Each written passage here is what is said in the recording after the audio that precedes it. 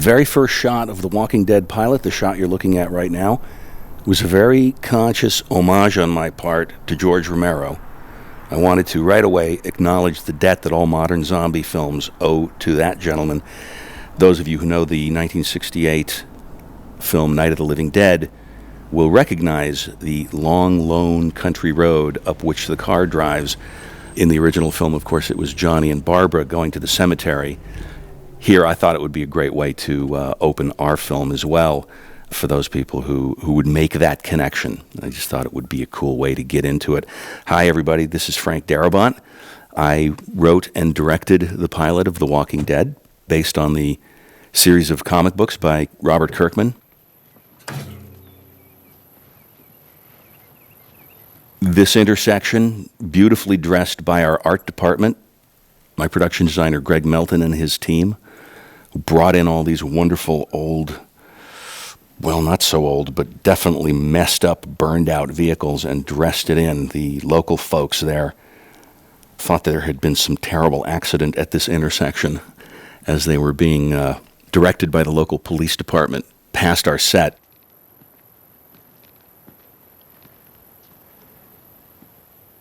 We'll hit a number of recurring themes as we go through the commentary, one of which, of course, is the art department. This was a very challenging and beautifully executed show in terms of the art department. Art department being the set department. Again, Greg Melton, my production designer, whom I've known since we were in high school together, and his dad was our drama teacher at Hollywood High School, is now my production designer, my very valued colleague. You can see the amazing work they did here, turning this wonderful gas station location into the idea that the gas had run out and the people who showed up wound up having to be in this impromptu camp that sprung up. Then many of them obviously moved on or died. And Greg and his team did a fantastic job of conveying that entire idea here.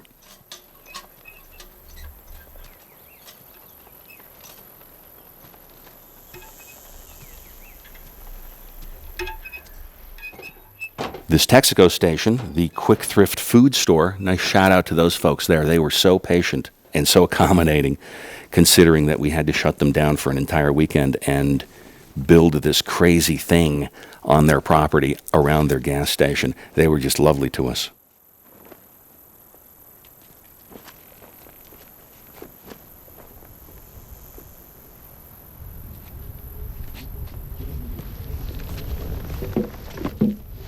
Coming up here, you'll see our first glimpse of a young actress, Addie Miller, who plays the first walker in The Walking Dead. And she did a wonderful job, very sweet little girl.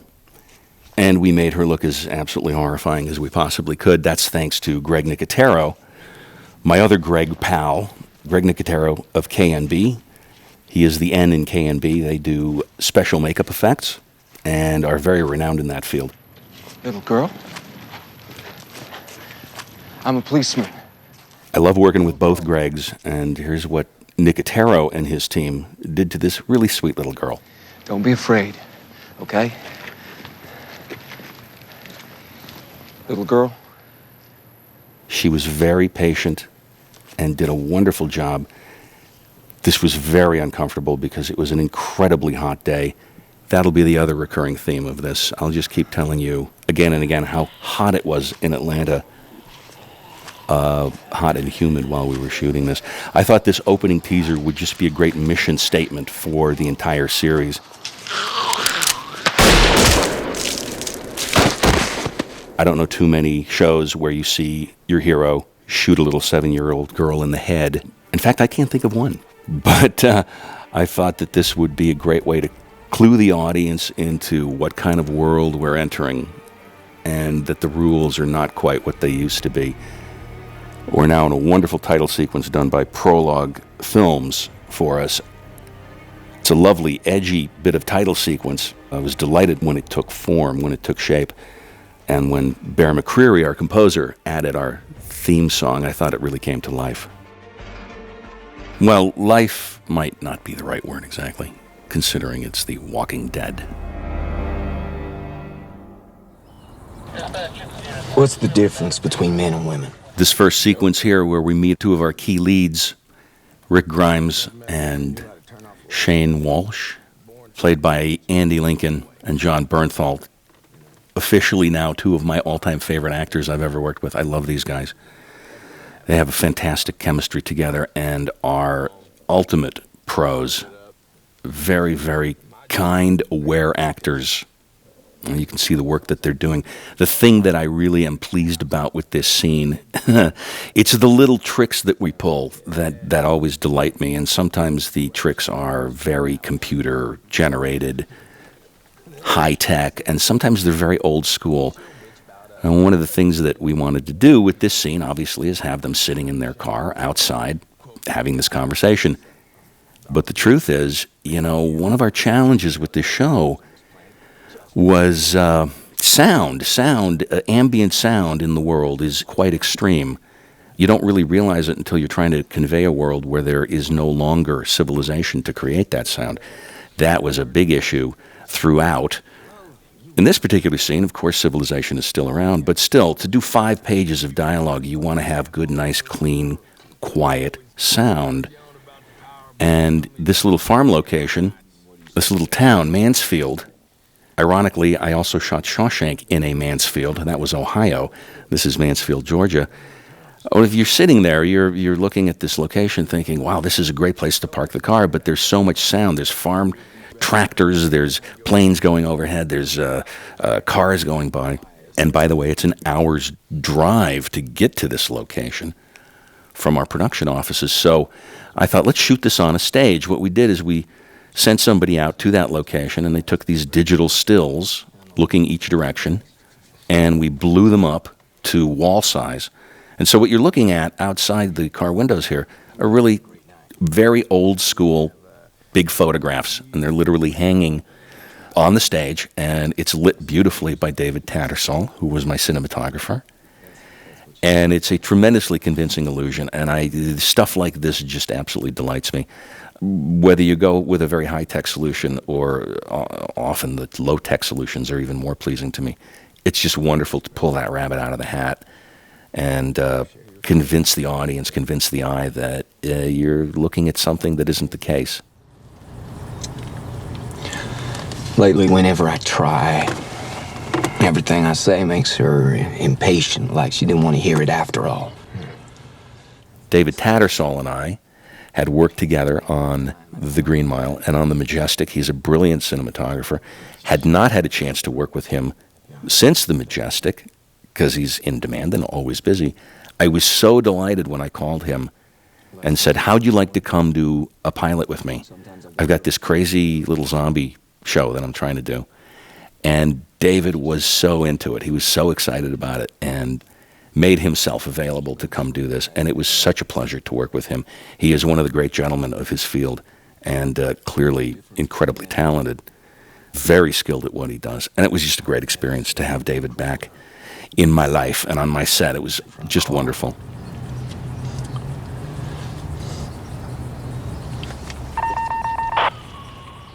Now as the radio call comes in, we're still on the stage. The boys start tossing their stuff in a bag, and as we cut to the outside of the car, we're going from, there it is, that's the real location. And when the two are cut together with the stuff we shot on the stage, it winds up being very, very convincing. This is fantastic country road. We shot not that far from Mansfield, actually just a few miles from where they peeled out. And very close to the farmhouse that you'll see later in the show. This whole area proved to be perfect locations for us for all the rural locations in the pilot. That might be a good opportunity to mention that Atlanta and surrounding areas, Georgia, was just a wonderful place to shoot. I mean, we found so many user-friendly locations, very visual, very sort of perfect for what we were looking for. And the people there, the film commissions, the local communities, again, so cooperative and so helpful. I can't praise them enough. The only giant bummer of shooting there, it was the hottest summer in recorded human history. And for those of you who don't believe in climate change, come to Georgia while we're shooting our second season. We'll prove it to you. It was very tough conditions for the cast and crew. Would be kind of cool, get on one of them shows.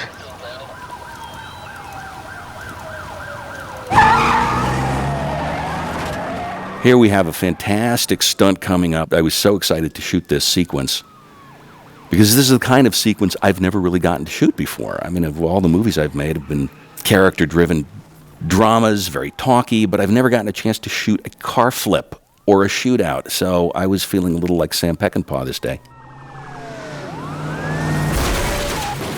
Beautiful stunt cannon roll here performed by Bill Inagos. He just, man, when he flipped that car, I was operating one of these cameras. Everybody was just blown away by the stunt. He walked away without a scratch. He's done this many, many times. And the professionalism of what he did here was just remarkable. He even managed to roll the car to pretty much exactly the position I wanted it to land in.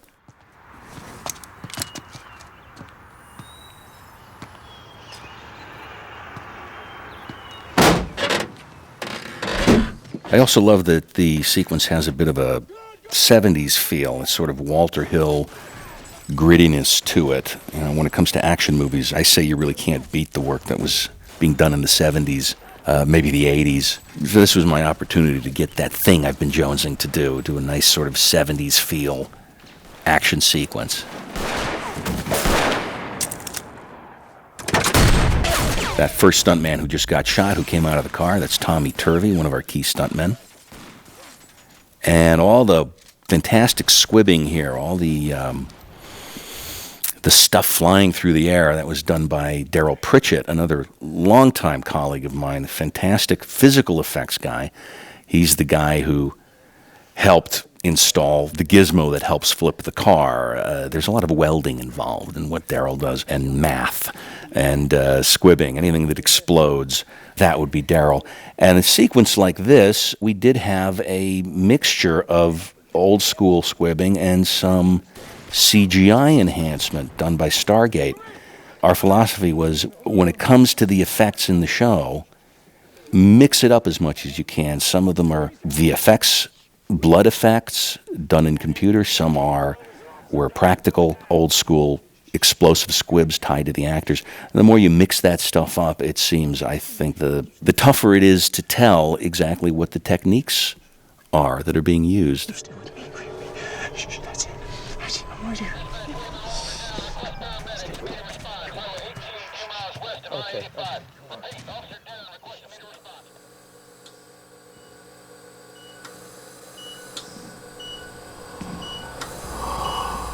Hey, bud.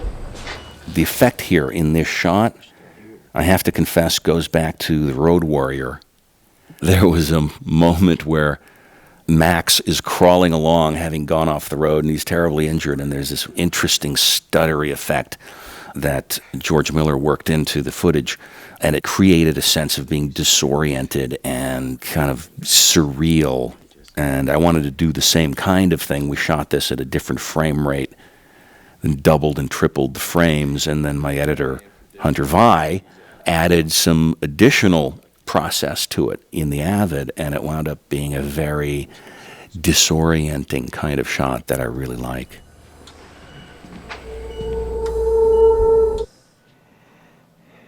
We shot this on location at Carpenter House, Atlanta Union Mission Center, and we want to thank those folks because they let us get away with a lot of stuff here. This used to be a small hospital. It is now owned by these fine folks. They have some rehab meetings, etc. there, doing some very fine work.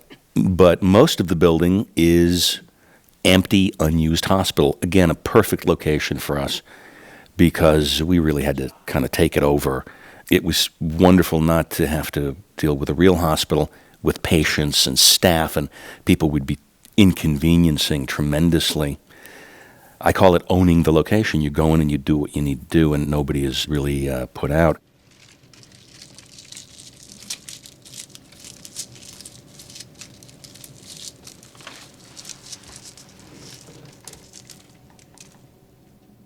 Here's a little shout out to my friend Stephen King. The clock is frozen at 2:17, 2:17. That was the room, the famous room in The Shining, his novel The Shining. And sometimes you just want to put a little hidden shout out to your pals, a man I admire enormously and consider to be a very good friend. So it was subtle enough, though, that he didn't recognize the shout out. When we first finished this, and I had a nice Blu-ray I could send him, I sent it to him, and I said, there's 2 shout-outs to you, Steve, in the show. And he couldn't spot them. So I had to point them out.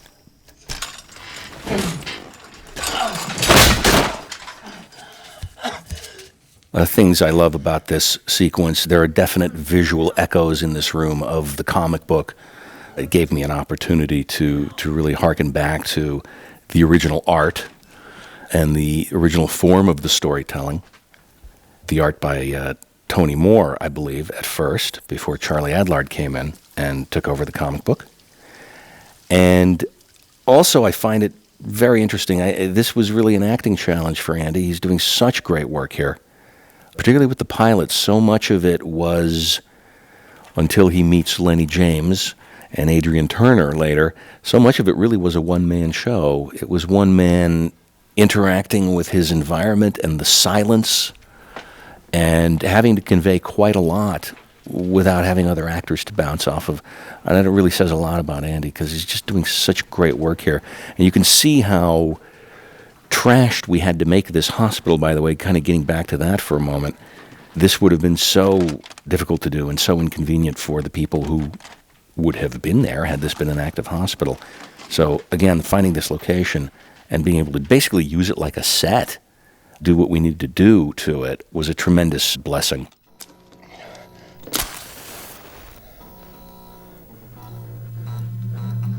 A little visual joke there from Alex Haydu, my art director, the poster that says "Donate Blood" there on the wall as he's walking up to it. It's kind of the philosophy of the show. We'll donate a lot of blood before we're done.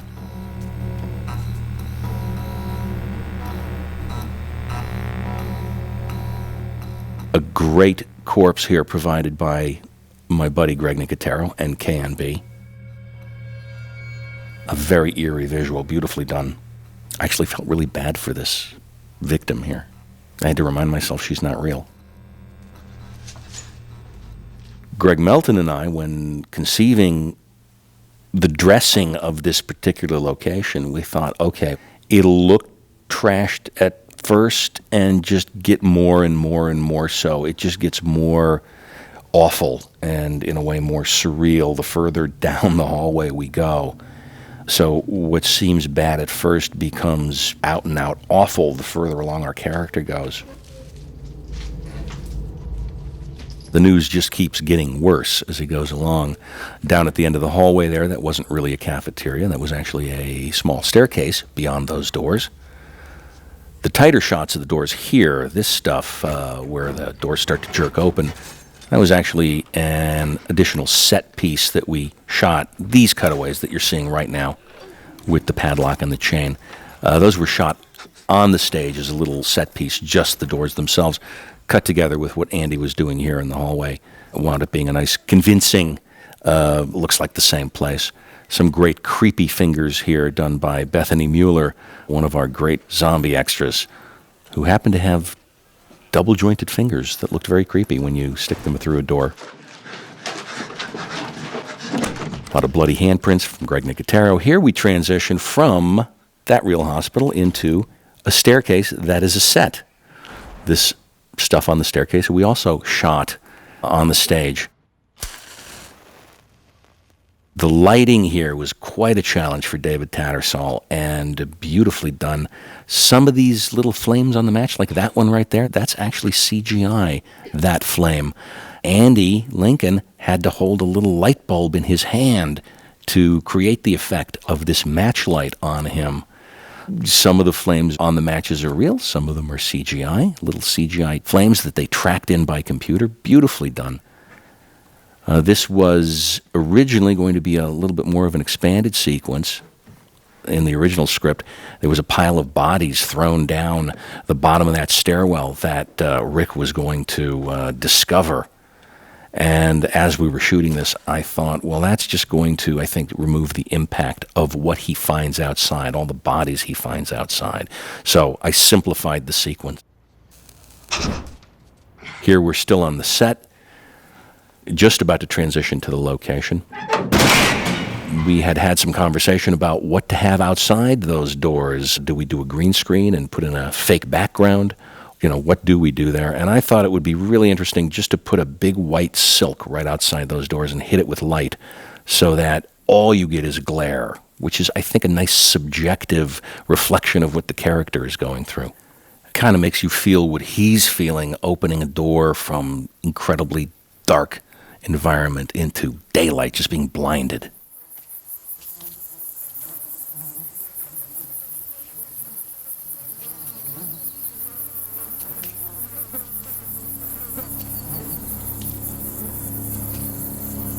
Now, this is a great example of all the departments working together. Here we start off with fantastic bodies provided by KNB and Greg Nicotero. I think he transported 60 or 80 bodies to Atlanta from his shop, working in concert with the visual effects folks, our fine CGI people, Jason Sperling, who was our on-set guru from Stargate visual effects. When we go down this row of bodies, he's added, some of these flies were real, they were drawn by the fake blood, but Jason added a lot, Jason and his team. And then when we cut to the wide shot here, wow, boy, did he expand that. A lot of those bodies are added CGI. Again, it mixes real things in the shot with CGI stuff. We added an additional floor on that building, etc. Added a lot of battle damage with the computer. And as Andy comes up to reveal this abandoned military camp, I love this. We had Greg Melton wound up putting in a helicopter shell for us. The only things real in this shot are Andy, the helicopter shell, and partially the building in the background. Everything else was added by Jason Sperling and his team at Stargate. It's all CGI matte work that I think was done brilliantly, blending it with the real things we had on location. It winds up looking incredibly convincing. Even the helicopter rotors, by the way, were CGI, tracked in beautifully onto the practical shell.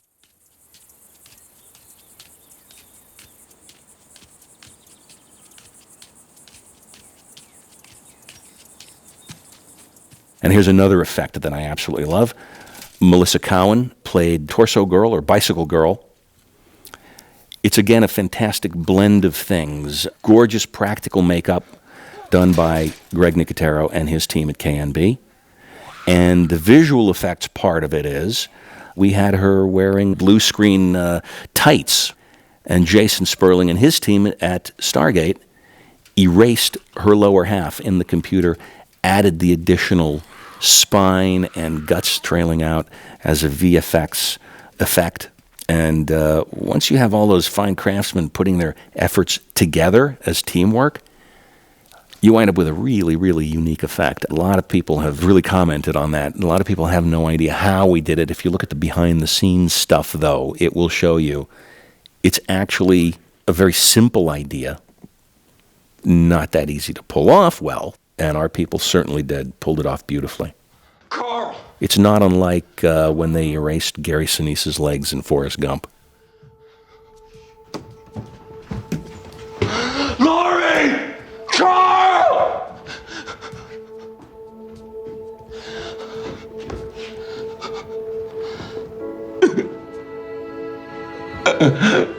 And here Andy is doing some wonderful work again by himself.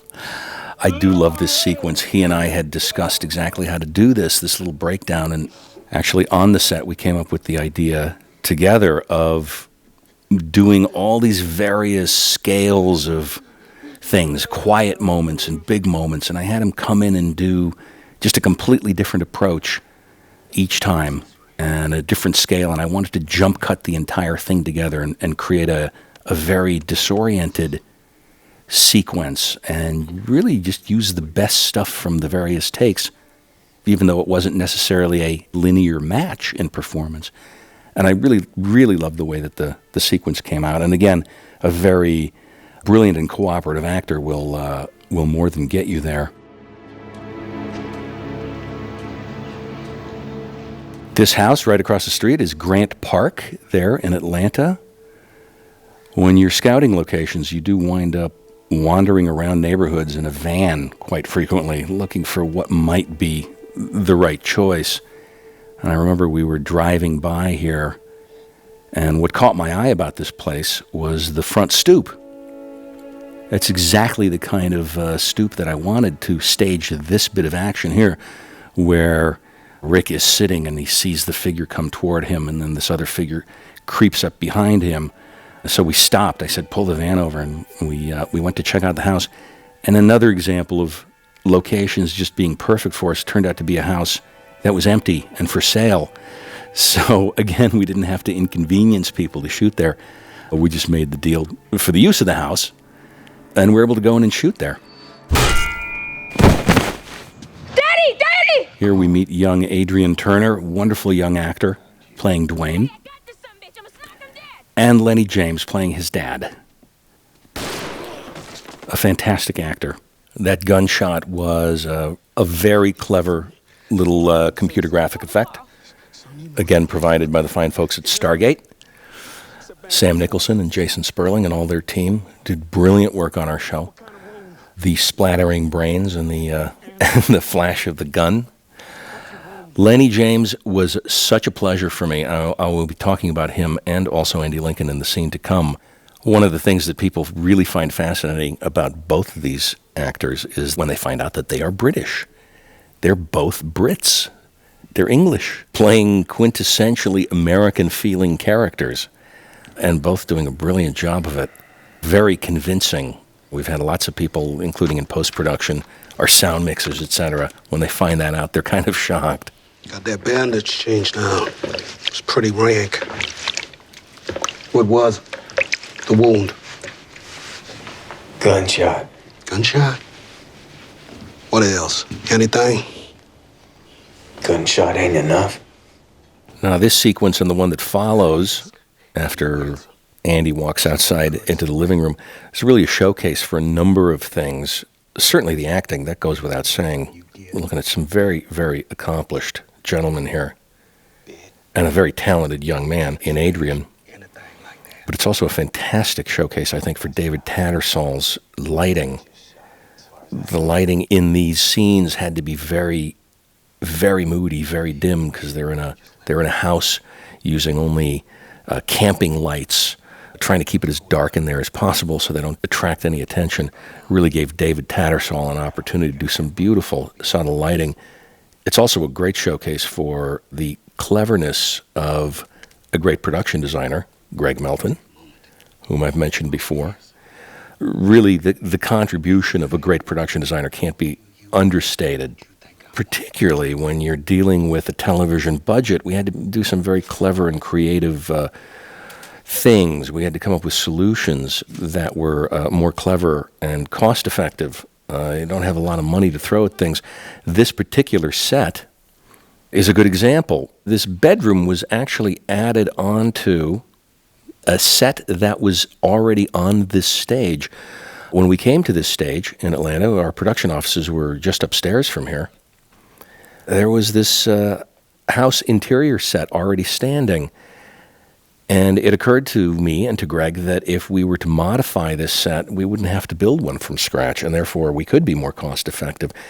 So we added those stairs in the background that head upstairs. Greg added the bedroom that they were just in. Fred and Cindy Drake's? Never met him.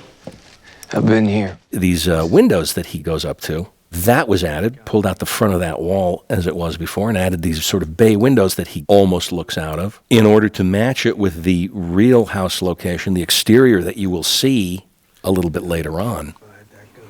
We were trying to make it as much of a match for the real location as we possibly could. What it allowed us to do is not have to build a set from scratch. It all happened so fast. I didn't think. You shot that man today. Man? We're no man. What the hell was that out your mouth just now?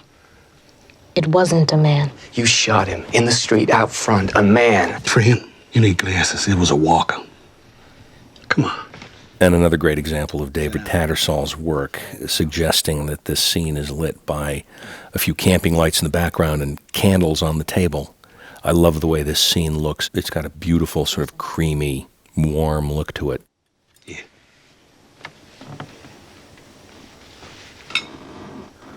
Since we have a long scene here at the table, I thought maybe I'd shift gears and talk about our actors a little bit and really get into that aspect of it. I've been waiting for the opportunity to talk about Andy Lincoln, for example, who is just a brilliantly classically trained British actor. He was the last thing I expected when we were looking for this quintessentially American kind of Gary Cooper sort of character. Our casting directors, Sharon and Sherry, had recommended that we take a look at him, and all I knew him from was Love Actually, and he was terrific in that, but certainly not my mental image of what Rick Grimes would be. Nonetheless, he seemed like at least somebody to take a look at. He sent us an audition tape, and I was very impressed with what I saw. We then had to fly him out here from where he lives, which is London. He flew across the Atlantic and came in and auditioned for me in my garage. I taped him there in a Jetta owned by my assistant Jess. I wanted to do the very first scene in the pilot, which is Rick and Shane sitting in the police car talking together, and I thought, well, what better way to do that than actually put the actors in a car? John Bernthal had already been cast as Shane, so he very kindly showed up to actually play this scene with Andy Lincoln that day, and it became very apparent to all of us that Andy really was the great choice for the role of Rick Grimes. It was a great thing to discover. He and John had a terrific chemistry together. Andy really did come into this character, and he really did become that Gary Cooper-esque guy we were looking for. You certainly see it in the scenes later on when he gets on the horse and he's riding into Atlanta, that strong, silent Western iconography. He really captured it. He really conveyed it beautifully. Lenny James, who is a fellow classically trained British actor, also did a great job here. Again, as I mentioned before, people are surprised to realize that these are not Americans. But when you find the right actor for the right role, you got to cast them. And I can't imagine anybody doing a better job. He's a little younger than your boy. And he's with his mother. I hope so. Dad? Hey. Young Adrian Turner, who plays Dwayne, I think has a terrific future. He has a very natural quality, a very natural gift, and he has one of those rare things that an actor needs to know, which is really how to listen in a scene. And certainly the scene at the table, you can really see that Adrian has a great knack for that, for just being in the moment and really knowing how to listen. Hey, it's okay. Daddy's here. It's nothing. One of them must have bumped the car. You sure? Happened once before. Went on for a few minutes. Now, coming up here, we have a glimpse outside the house. This is another one of those little tricks that we do, where on the set he looks out a little fake window, and the stuff you see outside the window is actually on the location, looking out the window of the real house. We had put up some matching boards and created a little thing to look through, and there's a real street. And when you cut the two things together, the real street and the set, the actors on the set, it's a very convincing, very simple trick. It's film editing 101, and the sort of math that you need to do when you're planning on how you're going to shoot your show. Don't look. Get away from the windows. And there's a wonderful local actress, Keisha Tillis. She had an interesting acting challenge in that she had to convey a tremendous amount of sadness and character without dialogue, without benefit of normal human interaction, because she's obviously playing a walking corpse. I thought she did a fantastic job being not only creepy, but also conveying a tremendous sense of pathos and and sadness. Now, this whole aspect of Morgan's wife in the pilot wasn't in the original graphic novel. This is something that I added as I was adapting and writing the script because I thought it would give us sort of a greater depth of emotion. It really felt to me like we might enhance the Morgan storyline and then, by extension, enhance the Rick storyline as well. So this, plus the stuff that happens with Morgan's wife later, was added by me in adapting the screenplay.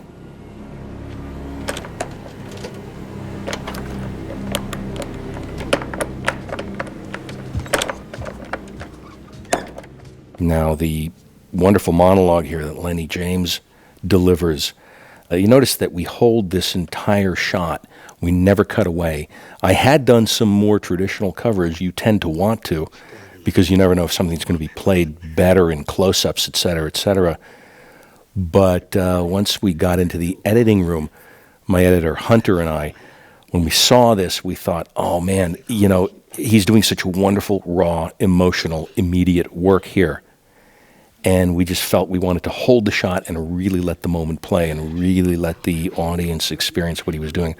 When we tried the version, we were cutting back and forth from him to Rick in the close-ups. It really undermined the power of the performance, so we decided to just let it play in one shot.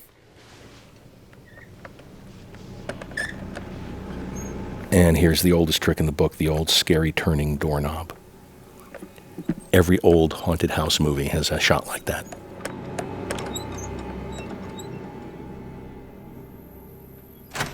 Now this, the real house location that we had matched our interior set to, we picked this location for a whole lot of reasons, visual, style, and location, etc. It was a really nice choice. A crazy coincidence arose. The folks that we rented this house from, Ross and Kira Sloop, turns out Kira actually works for the CDC. We didn't know that when we rented this house. That became apparent to us after our first season had aired. Oh, look, here's our Gary Busey zombie.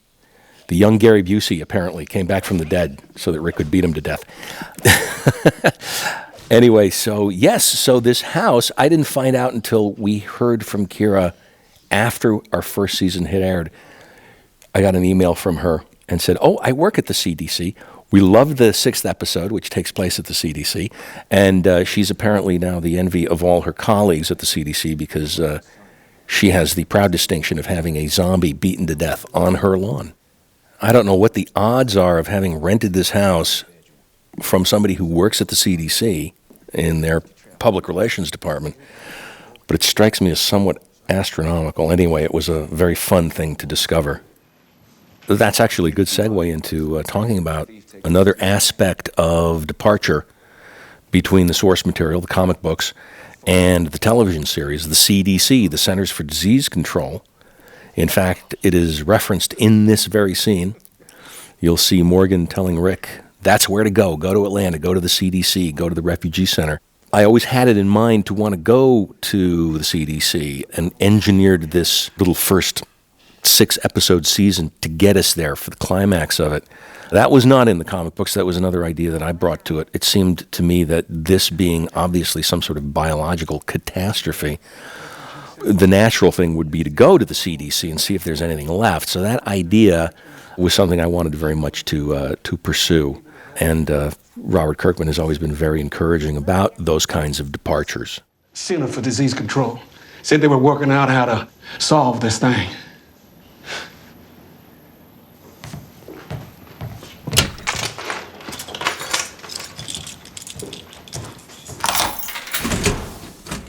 This little corridor here is actually our downstairs at our production offices. Rather than going to a location or having to build a set, you sometimes make use of what you have. And this turned out to be a good little corridor for our police station. This, however, here, this shower is a set built on our little stages there. Again, designed by Greg Melton and built by his team. Water provided by Daryl Pritchett, our physical effects guy. This was a very fun scene to shoot. The actors really conveyed it particularly well. Well, take that. What? And getting back to the adaptation process, another thing that's maybe worth pointing out is the fact that the original pilot that I wrote was a little more fast-paced, a little more action-y oriented, and I really, at a certain point, decided to split that original 1-hour script into 2. So my original pilot wound up being this episode and the second episode, because it really wanted to become more, a little more reflective, a little more character-driven a piece. Certainly this is something that AMC encouraged, and I was very happy to comply. It's a little more along the lines of the movies that I've made in the past, and not quite the galloping narrative. It also allowed me to add things like the whole aspect of Morgan's wife coming back and his having to deal with it, etc. It just let me slow things down a little bit and get a little deeper into the characters, and that was quite a pleasure to do.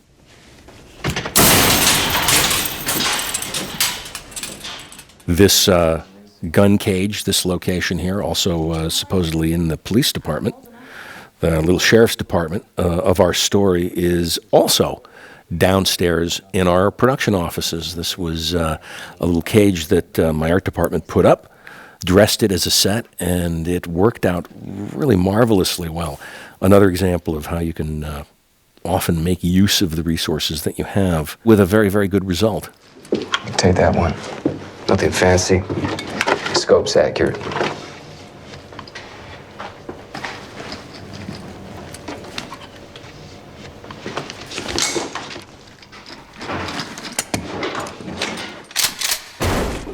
Speaking of the resources that we had, this exterior, this little sheriff's department back parking area, we'd been looking for a long time, scouting for various places to do this police station. Finally, I kind of looked down the street and said, you know, that building next door to us, our production offices, that looks interesting. Let's walk down the block and take a look at that. And that wound up being our location for this. It was just again, it's a wonderful thing.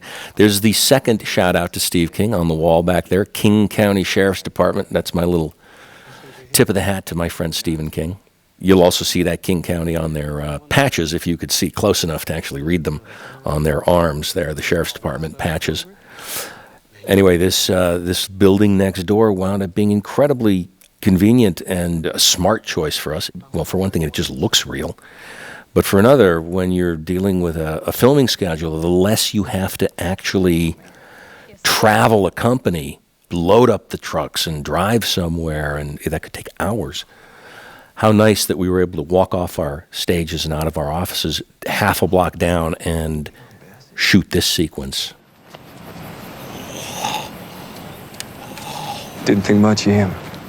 Careless and dumb, but can't leave him like this. Linz Edwards here playing Leon Bassett, the poor zombified sheriff's deputy. Poor, not too bright Leon Bassett. He did a great job, a fantastic, very creepy makeup job here done by K&B, Greg Nicotero. And this gunshot that is coming up, well, okay, I'll give away some of our secrets. This is a brilliant CGI effect done by Stargate and Jason Sperling. There was no squibbing, there was no gun flash, there was no blood.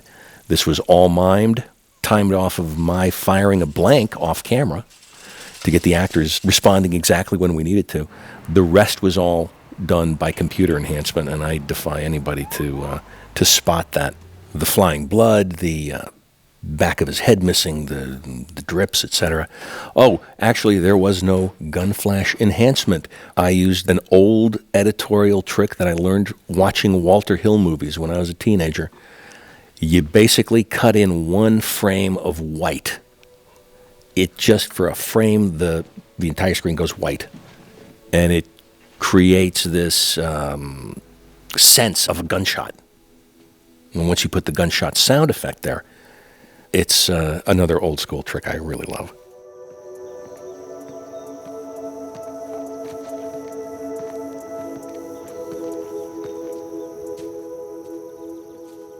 Here we now commence a long cross-cut sequence that again involves Morgan's wife, new material that had been brought into the narrative by me as I adapted the material. The Rick part of it really is from the comic book. It was a very short and quick page, if I recall, of him going back to this park and putting the half-torso zombie out of its misery.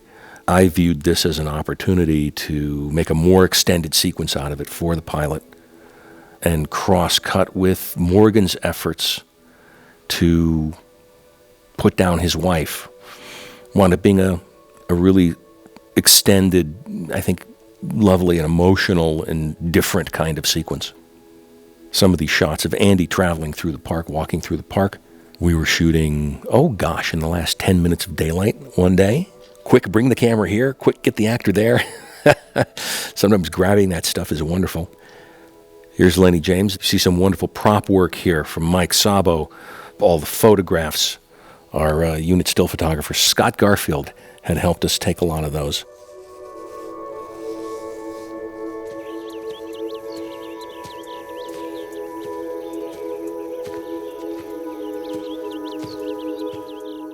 This was not a set. This was actually at the Real House location, upstairs room. It's the only interior at the Real House location that we used because we needed a good view outside the window down to the street below for the sequence to work.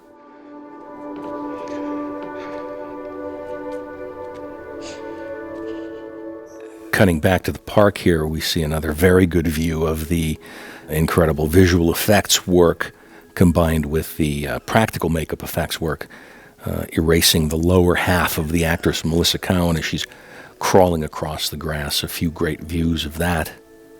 Now coming here, this is a lens, a very special lens, this telescopic sight that pops up into the shot.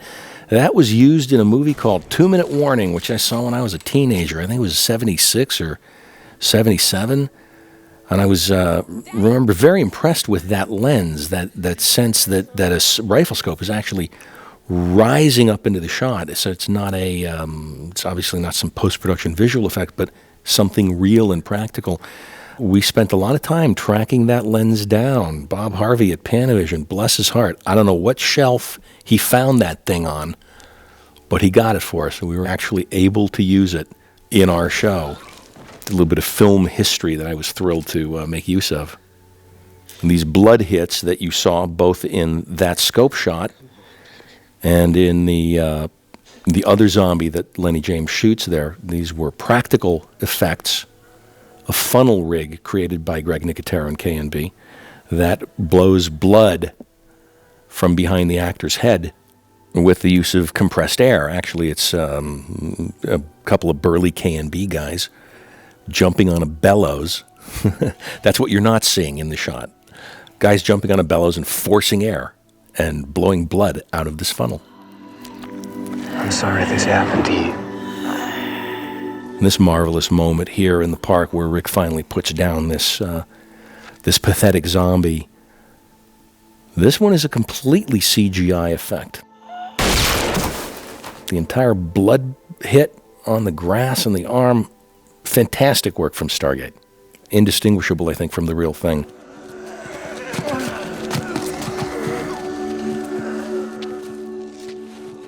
And this entire sequence with Lenny James playing Morgan up in the room, very intense, I'd say hour of shooting. And again, it's the nuggets of gold you pick up off the ground as a director when you have an actor who really knows what the hell he's doing and really comes to the set, knowing the emotional state that the script requires him to be in. And that phrase, emotional state, really does speak to the reason that I wanted to do this show in the first place. It's the thing about Robert Kirkman's comic books that I found so compelling when I first read it. Really, this was an opportunity to take a genre that I love, the flesh-eating zombie genre, which is always very fun, and have those toys and have that fun with the genre, but also deepen it, try and take it to a different level than you usually see in those kinds of films. The fact that this man can't bring himself to shoot his wife, even though it's not really her anymore, there's nothing left of her anymore. Or it really speaks to the themes of loss and regret and longing that we've tried to work into this show. And again, it all springs really from Robert Kirkman's original material. Seems a very adult kind of approach to things. Broadcasting on emergency channel. We'll be approaching Atlanta on Highway 85. Anybody reads? This shot here, I love that we took the opportunity to put in some little, very subtle flashes of lightning in the background. As we were filming, we always had these storms going by us, a very dramatic kind of thing in Georgia. So I thought we'd actually enhance that, capture that sense of storms going by. Here's Jeff DeMunn, one of my all-time favorite actors. He's in everything that I do. Yes, I can hear you. You're coming through. Over. This camp scene, it's a little bit ironic because I love all of these actors so much. Jeff I've worked with quite a bit in my career, but all these other folks, Emma Bell there on the radio, and the other people, they really are the core, the significant core ensemble of this show. And in working with them in this series, I really fell in love with them all. They're just marvelous. And here's Sarah Wayne Callies, another one who's just become a very dear friend and somebody I admire enormously. But ironically, I did not really get a chance to work with these folks much. This first pilot episode really was focused on Rick and his journey trying to find his family. What we saw of that family and the other supplemental characters, supplemental at this moment, that surround them was quite minimal. So I feel I know these people very, very well. I was in the editing room, certainly, with all of the episodes, really getting to know their work, really feeling like I know them well, and indeed personally became friends with all of them. I just haven't really had a chance to work with them on a set all that much. I hope to rectify that in the second season because they just are fantastic. And who the hell would you propose we send? I'll go. Give me a vehicle. Nobody goes anywhere alone, you know that. Now, this location up here, which will be much better displayed in subsequent episodes, was this quarry location, really just a few miles out of the center of Atlanta. It was this wild, it's part of the state park, I believe, and it's a wild, overgrown, wonderful location. This campsite was set up right at the lip of this massively deep quarry that had been dug over the span of a century or so, that had a lake formed at the bottom of it. It could not have been a better location, really. Very dramatic. It felt like we were far enough away from the city that we were obviously in this wild woods area, but particularly in the following episodes, you'll see that you can see the skyscrapers of downtown Atlanta from up there. Brilliant juxtaposition of locations and exactly what the story needed. Again, another great example of how lucky we got with that sort of thing there. This scene in the tent with John Bernthal, Sarah Wayne Callies. I love these actors. Very problematic sequence from the standpoint of there was a giant black blob. Something got stuck in the gate of the camera, and this entire sequence had a big black blob in the upper left corner. Very noticeable, very problematic. Normally the kind of thing you would have to reshoot for. But luckily, again, we have digital technologies these days, and we have a fantastic company named Stargate who did all our digital CGI effects, and they painstakingly erased that black blob shot by shot. A lot of hard work, but it saved us from actually having to reshoot that sequence.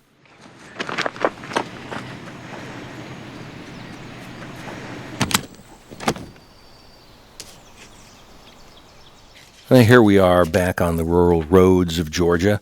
This is about an hour's drive or more out of Atlanta. Very, very near the farmhouse location, very near where we flipped the car earlier in the show. On a beautiful sense of isolation. I actually really love shooting in areas like this. There's really a sense of great peace, especially for a LA city boy like me, getting out in these areas. I have to say Georgia is an absolutely stunningly beautiful state. It is the greenest thing I've ever seen. Had it not been, again, for the heat, sorry to bring that up again, this would have been an absolute pleasure, but there were days when I had to wear a towel soaked in ice water on my head to keep from passing out in some of these areas. And with this farmhouse here belongs to Mr. Willard. Mr. Willard had a miniature dachshund named Weenie. Weenie Willard would come racing out to us every time we drove up scouting this location. That was the happiest little dog I ever saw.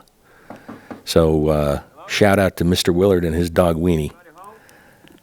I loved shooting this farmhouse. I really enjoyed the simplicity of how I wanted to shoot this. Just kind of peeking out at Rick from inside. I just had a nice visual style without going in and shooting too much coverage. It felt very good. It felt like sort of an assured way to approach it.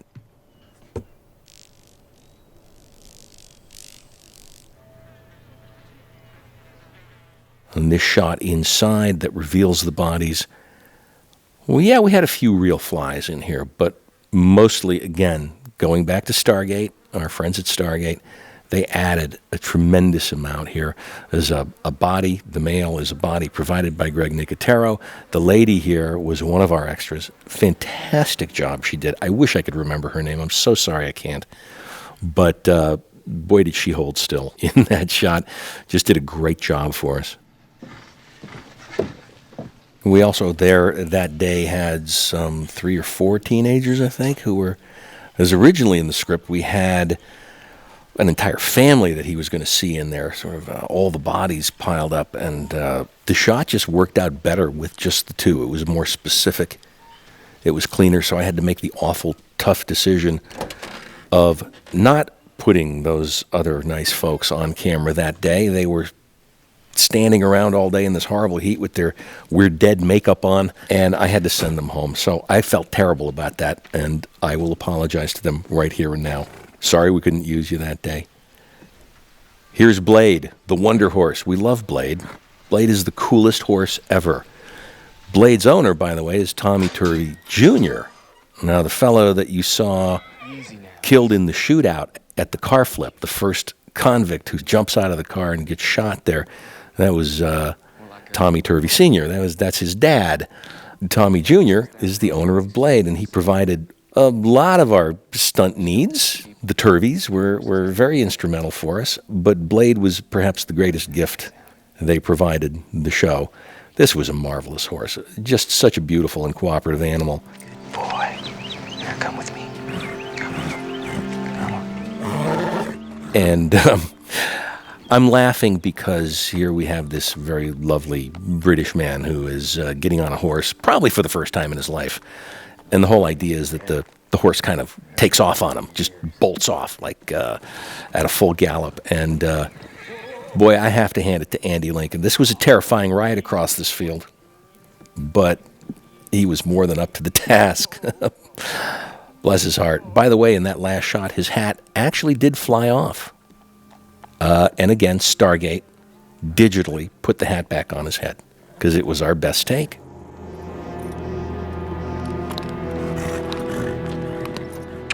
Speaking of more great Stargate contributions, this shot here, sort of the hero shot of the film, tilting up to see Atlanta in the background.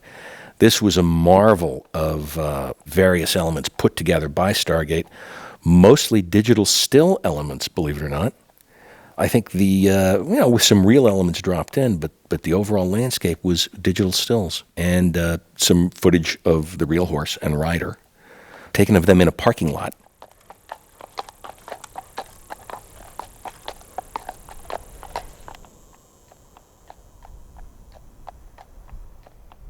Now here we are coming into the actual final stretch of the film, and these beautiful, eerie corners of Atlanta that are deserted and desolated. I've always wanted to shoot stuff like this ever since I was a kid, and I saw movies like The World, The Flesh, and the Devil, and The Omega Man, and just when a city is deserted like this, it is just the coolest thing. Again, Atlanta provided perfect locations for us. All these streets that you see, this is very, very much in and around downtown. There are a few little corners of downtown that are sort of less traveled, less populated, and we were able to shut down these streets on a weekend, dress it in. Tremendous effort here from Greg Melton and the art department, the set department. These burned out buses provided by the transportation crew, et cetera, et cetera. This was just such a thrill to empty out this little part of Atlanta and shoot sort of my heart's desire of the kind of movie I wanted to make when I was a kid, dreaming of being a filmmaker. Empty cities, Walking Dead, burned out, desolate, moody, I was just having the time of my life. I have to say, and I will say for the record, I've never had more fun directing than directing this pilot of The Walking Dead. It was a high watermark for me, really. And these vistas on this street just look so cool. Greg Melton felt the same way. He said he's never had more fun than parking a 55-ton tank, which you see here, right next to the federal courthouse in downtown Atlanta, with a few dead bodies from Greg Nicotero and a few borrowed crows. It just creates a lovely sense of the apocalyptic, science-fictional eeriness that I've always really, really loved.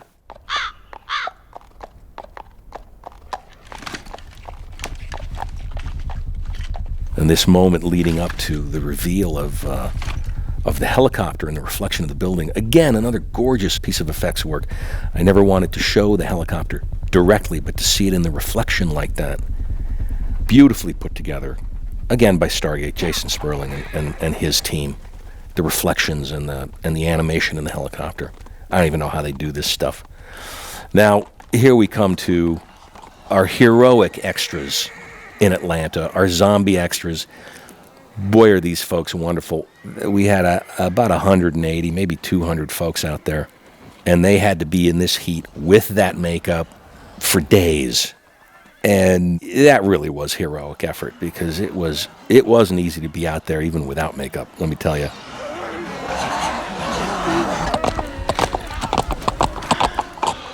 Here we're coming into a stunt sequence with Blade, who gets taken down by the zombies. What you don't know is that the zombies nearest Blade are his trainers. We have the Turveys in there. We have other people who've worked with Blade leading him up to this stunt of being thrown to the ground and swarmed. And they had been practicing that with him for weeks. So the zombies closest to Blade were, in fact, part of the stunt team.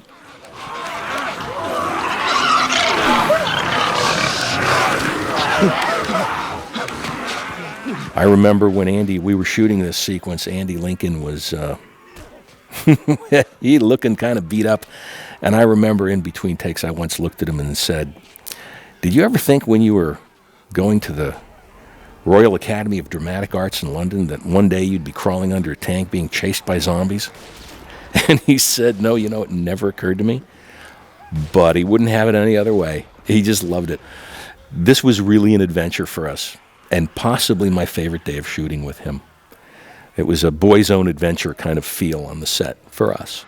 Laurie, Carl, I'm sorry. And here we transition to an interior of a tank that was on our stage. From the stuff we were shooting outside under the tank, on the cut, we go to this wonderful interior tank set on our stage, which, again, we got to hand it to Greg Melton and his brilliant set department. Greg Melton, Alex Haydu, and those folks who had built this interior tank for us, which is actually a bit more spacious on screen here than tanks are in reality, but we need a little room to move around in here. The headshot that you saw there was, again, one of those KNB blood funnel gags, and a flash frame of white cut in with a sound effect. Very simple effect. A frame of white, a splash of blood, and a terrific performance from our zombie soldier there.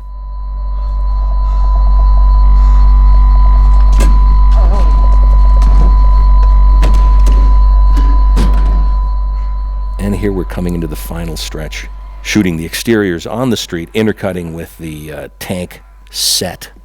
This zombie, by the way, who followed him from the bus, who's on screen right now, staring at him and snarling, that's Joe. He works for Greg Nicotero. Joe is one of our makeup effects guys. He's the guy that we would test all the makeup on. I thought he did such a great job that I insisted we fly him out to Atlanta because I wanted him as a featured zombie in this sequence.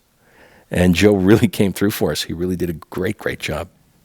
As did everybody who worked on the film. As we're closing on the end here, I just have to say, I have been privileged to work with some amazing casts and crews in my day. But, man, I have never seen a cast and crew more willing to push themselves, devote themselves to make a great show. Everybody here, they were paragons of professionalism and kindness. That's the one thing that really struck me. Everybody was really not just pulling for the show and pulling for me, but pulling for one another. It was a great, great team. Very inspiring for me to work with all these wonderful people in the cast and crew.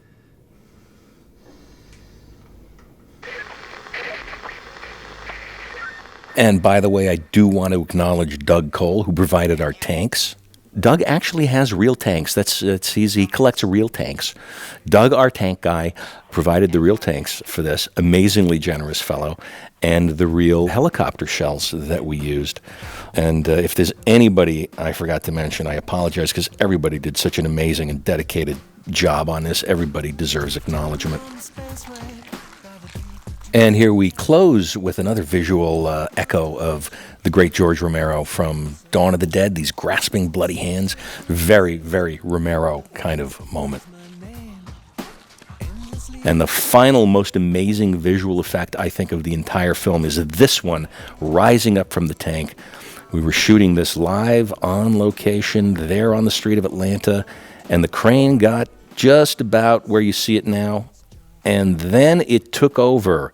Stargate did this amazing handoff between that footage and this huge digital shot. They made it one seamless move that just seems to rise above the street just endlessly. And this huge vista, they had mapped the street digitally, added, hundreds of additional walkers, etc. And I just want to thank Stargate again for all the great work they did, including Sam Nicholson. I know I've mentioned Jason Sperling, but Sam is the daddy over there. He's the big boss, and he was also just tremendously instrumental. And I want to thank also the producing team, Gail Ann Hurd and Denise Huth and Tom Luce and David Alpert and Robert Kirkman for letting us do this in the first place, for entrusting us with his material. And most of all, I want to thank you, the audience, for tuning in, making us a success, and thank you for listening.